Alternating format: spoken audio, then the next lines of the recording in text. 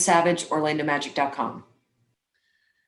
Terrence, as the team, continually deals with new injuries, just how hard is it to get into an offensive rhythm? It seems like every time you start to get a lineup set and start to build a flow, somebody else is going down. So just how hard is it to get into a rhythm right now offensively as a team? It's tough. I mean, we still have Vooch, so we have a way to play. Um, but I mean, it could be challenging sometimes.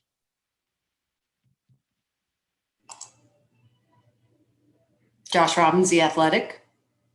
Terrence, at a time like this, how is the team spirit and its toughness reacting to yet another bit of adversity? We're good.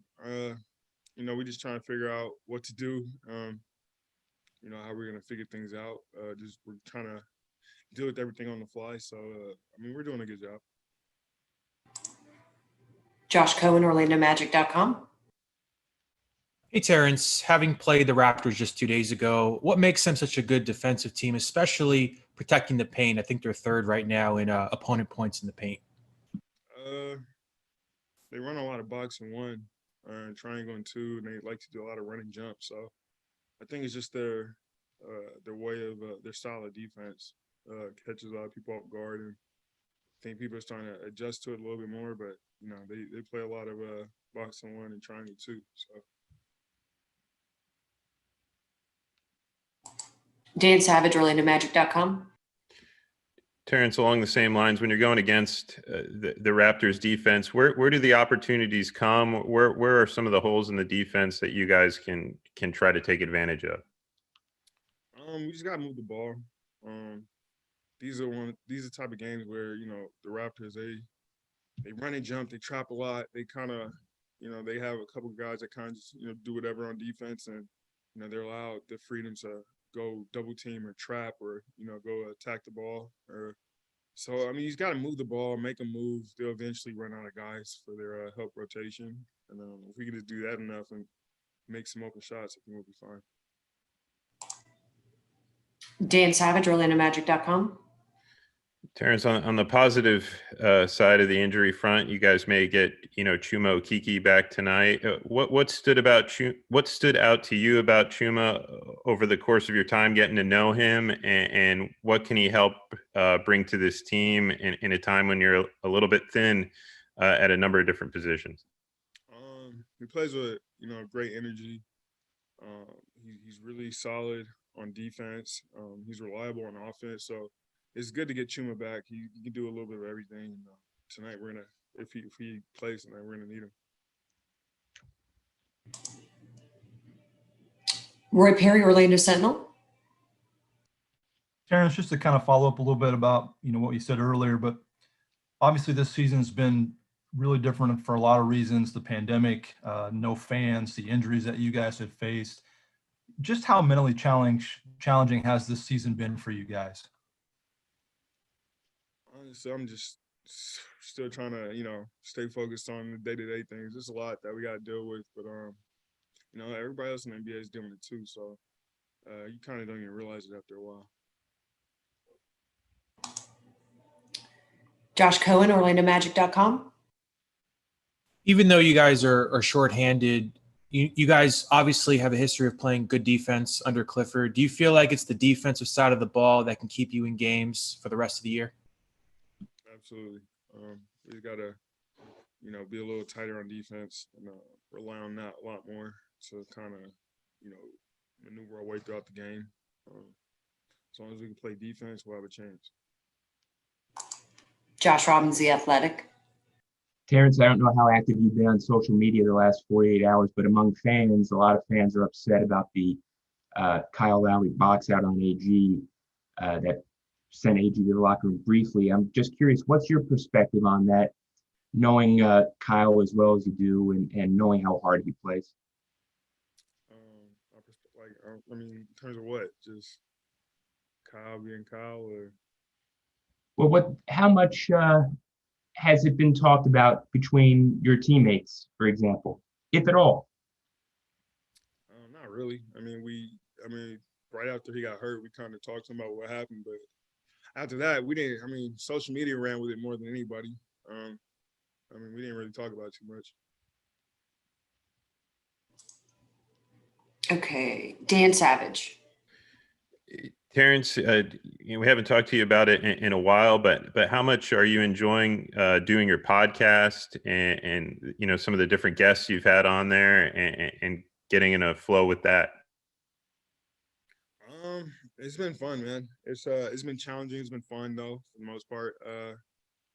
It's like work outside of work almost. I'm enjoying it. I'm getting to talk to a lot of different people that I never would have thought I would have a chance to speak to. So it's pretty fun at this point.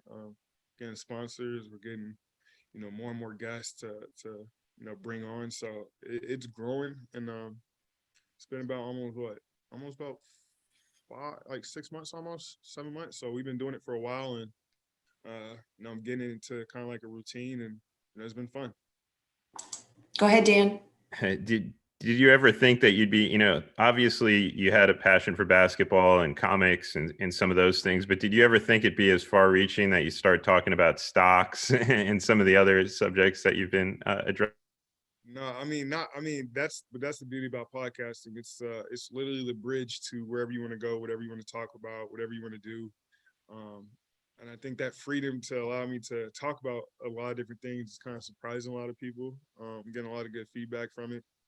And it's fun, man. I mean, it's kind of keeping up with current events. We get to talk about, whatever's going on in the world and whatever's, exciting. So it's been fun, man. It's been a nice little distraction from, just this long pandemic and everything that's going on in the world. So it's definitely been fun. Josh Robbins, The Athletic. I'm curious, Terrence, whether your podcasting experience makes you more empathetic to us when we ask a bad question. Like, y'all don't even understand. Like, I see it from a different point of view now. It is so, I feel trying to get somebody to come on the show, I feel like I'm just annoying, intruding. I don't want to feel like, I don't want to bother you again, but what time are you going to come on? Are you still good? Yeah. So I definitely understand what you guys are going through, coming up with questions and keeping them talking is it's a lot more challenging, than what the person getting interviewed realizes. So, yeah, I have a whole new respect for you guys. If I can just follow up, I hate to be annoying and prodding. I know what you're talking about. but I'm just curious, years from now, however long it is before you decide, whether it's 10 years from now, is this something you'd like to continue to do? Oh, for sure. It's going to be life after basketball for me. I'm trying to grow it now. Being in the NBA and having this platform and, having the reach I do at this point in time, this could be a good starting point, jump off point for me to kind of grow this brand until, when I'm done playing and, people could probably know me for something else, forget that I almost played basketball at one point. So it's going to be a long journey. And I know this is the first step, but hey, man, I'm here for it. Dan Savage. Terrence, obviously the pandemic has made it tougher to be around these people, but you're around, and I'm sure you're friends with people that have had successful podcasts. Quentin Richardson with the Knucklehead podcast. Have you reached out to, or who have you reached out to kind of gain guidance of how to structure things or lean on as you're trying to develop it? Yeah, I for sure talked to Q Rich a couple times. I reached out to even JJ Redick and his group, and it's a bunch of guys that are former athletes who are doing their own podcasts. Josh Hart has a really good podcast, so it's fun to reach out to those guys and get their point of view and see how they're structuring things and how they're dealing with things. But for the most part, I think I'm trying to go in a whole completely different direction, and I think that sports is fun. It's always going to be a topic every now and then, but I think that I'm trying to differentiate how you say it, differentiate. Yeah, either way, I'm trying to separate myself from the rest of the guys. I don't really want to be too much of the sports guy. I kind of want to get into new things. So I try to reach out to a ton of different type of podcasts who have comedians or doctors on. So I try to learn from everybody. Paul Casanova. Yeah, hi. You mentioned that you're kind of excited about some of the people that you've gotten to talk to. Who's been your favorite guest so far? So far, let me think. Um, we've had a few different type of people on. We've had some comedians. We've had athletes. We have other podcasters, but I think my favorite one would have to be. I think the one with Mike Evans is pretty cool, especially right after or right before he goes to the Super Bowl. So I think that was pretty cool. Okay, any final questions? All right, thank you, Terrence.